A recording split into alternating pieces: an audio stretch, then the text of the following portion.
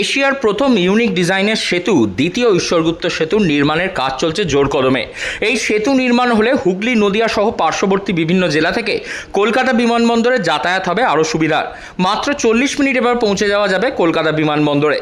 1600 কোটি টাকা প্রকল্পের নজর বিধানসভা স্ট্যান্ডিং কমিটির। হুগলি, নদিয়া জেলাকে সংযুক্ত করতে নির্মিত হয়েছে এই দ্বিতীয় ঈশ্বরগুপ্ত সেতু, যা তার বিশেষ ডিজাইনের জন্য গোটা এশিয়ার মধ্যে প্রথম।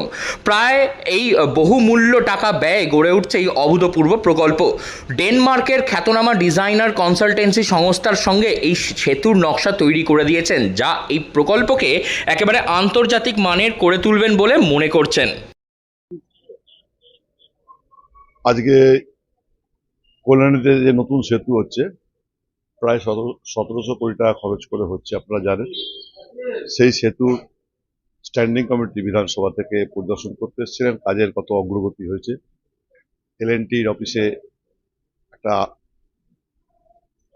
ভিডিওর মাধ্যমে দেখানো হলো যে কতটা কিভাবে নির্মাণ কাজ হচ্ছে।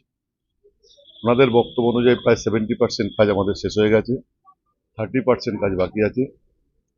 আমরাও কিছু প্রস্তাব দিলাম, যেহেতু এবং এপার ওপার সংযোগে একটা বাস টার্মিনাসের জন্য, বিউটিফিকেশন গঙ্গার দুপারে এবং সঙ্গে সঙ্গে গাড়ি পার্কিংয়ের জন্য গভর্নমেন্ট যাতে সেটা করে, এই প্রজেক্টের মধ্যে অন্তর্ভুক্ত করে, এলাকার মানুষ তাহলে উপকৃত হবে এবং সরকারও কিছু তার রেভিনিউ বাড়বে।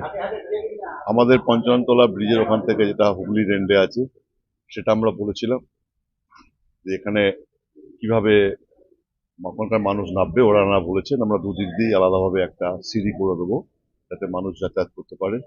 ওভারঅল সন্তুষ্ট, স্ট্যান্ডিং কমিটিও সন্তুষ্ট। আমি আমন্ত্রিত হিসেবে এসেছিলাম, তাই আমিও খুশি যে আগামী দিনে 2026 ডিসেম্বর ওদের টার্গেট যে ব্রিজ শেষ করবো।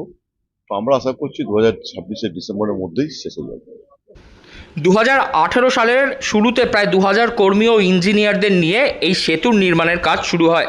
যদিও করোনা পরিস্থিতি এবং অতিমারির কারণে মাঝপথে কিছুটা কাজ বন্ধ হয়েছিল, তবে বর্তমানে প্রায় 1000 জন শ্রমিক, কর্মী, কারিগর, ইঞ্জিনিয়ার একসঙ্গে রাত দিন কাজ করে চালিয়ে যাচ্ছেন এই সেতু নির্মাণের জন্য। এর সদস্যরা জানিয়েছেন যে এই সেতু চালু হয়ে গেলে কলকাতার নেতাজি সুভাষচন্দ্র বসু আন্তর্জাতিক বিমানবন্দর পর্যন্ত যাত্রার সময় কমে দাঁড়াবে মাত্র 40 মিনিট। ফলে হুগলি, নদিয়া জেলার মানুষের যাতায়াতের সুবিধা হবে বহুগুণে।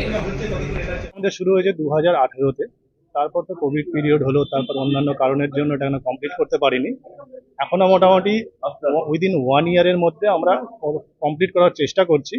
এখন খালি আমাদের মেন ব্রিজটাই বাকি আছে। সেকশন 1 and 2 কমপ্লিট হয়ে গেছে, শুধু সেকশন যে 3টা আছে, যেটা মেন ব্রিজ, সেটুকুই খালি বাকি আছে। তো বাকিটা আমরা চেষ্টা করছি 1 ইয়ারের মধ্যে আমরা কমপ্লিট করে হ্যান্ড ওভার করে দেবো। এই যে ব্রিজের যে ডিজাইন হচ্ছে, এটা শুনলাম একদম নতুনত্ব ডিজাইন। হ্যাঁ, এটা এশিয়াতে ফার্স্ট টাইম হচ্ছে। এটা একটা ডিজাইন কনসালটেন্ট আছে আমাদের, ডেনমার্ক থেকে ওনারা কনসাল্ট করছেন।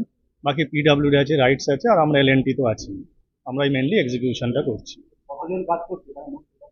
এখানে এখন আমাদের যেহেতু 89% প্রজেক্ট কমপ্লিট হয়ে গেছে, আজকের ডেটে আমাদের ওয়ার্কার আছে 700 to 800। কিন্তু যখন পিক স্টেজে কাজ চলছিল তখন মোটামুটি 2000 ওয়ার্কারের আমাদের কাজ ছিল। আর ওখানে আমাদের প্রায় 180 স্টাফ, এলএনটি স্টাফ যারা, তারা ছিল। ডেনমার্কের ডিজাইন দিয়ে গড়ে ওঠা এই অভিনব আন্তর্জাতিক মানের এই সেতু, তা সর্বপ্রথম এশিয়ার মধ্যে এরকম সেতু তৈরি হচ্ছে, এমনটা বলছেন এই ব্রিজ নির্মাতারা। 2018 থেকে এই কাজ শুরু হলেও 2026-এর একেবারে শুরুর দিকেই এই কাজ সমাপ্ত হবে, এমনটা জানিয়েছেন এই সংস্থার আধিকারিকরা। হুগলি থেকে রাহি হালদার, লোকাল 18।